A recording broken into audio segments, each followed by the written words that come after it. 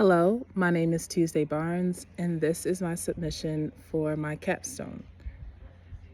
When I was 10 years old, my brother was murdered.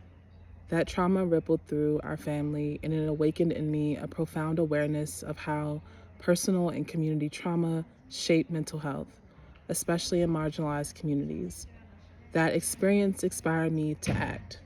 And when I went to graduate school, I founded Morgan Heals. Morgan Hills stands for Health, Equity, Access, and Leadership Skills. It's a program at Morgan State University dedicated to equipping undergraduates with tools to navigate stress and trauma across campus, academic, personal, and professional life. Contrary to stereotypes, HBCU students report higher levels of mental flourishing, belonging, and lower rates of anxiety compared to peers at other schools. Yet, this positive picture belies persistent challenges. Over half of students experience financial stress, more than half have unmet mental health needs, and Black male students in particular report low mental health literacy and stigma, which leads to reduced help-seeking behaviors. Across HBCUs, stigma, cultural mistrust, and underutilization of services remain significant barriers.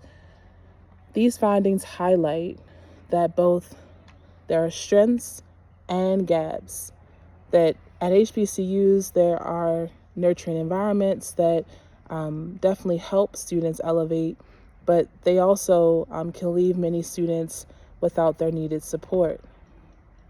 So, what does this mean? So for me, this became the impetus for the reason why I launched Morgan Heals. So just to kind of go through a little bit of it, for health, we host workshops that deal with stress reduction, self-care, and trauma-informed well-being. In terms of equity, we recognize systemic drivers of mental health disparities, such as racism, grief, and financial hardship, and we build culturally responsive support. In terms of access, we connect students to on-campus counseling, telehealth options, and peer support groups to address the underutilization of these campus resources.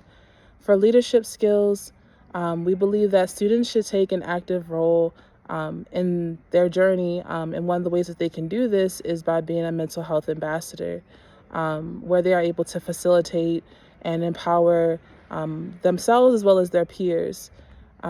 So we believe for Morgan Hills that this directly helps to mitigate barriers to seeking mental health care, whether that be stigma, lack of knowledge, or mistrust of mental health services.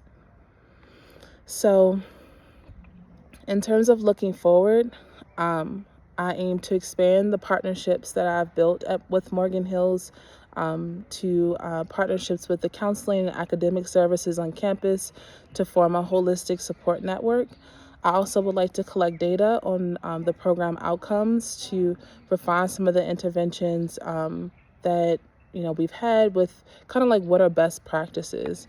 And lastly, I want to advocate for sustainability to ensure that Morgan State becomes a national example for HBCU mental health and wellness.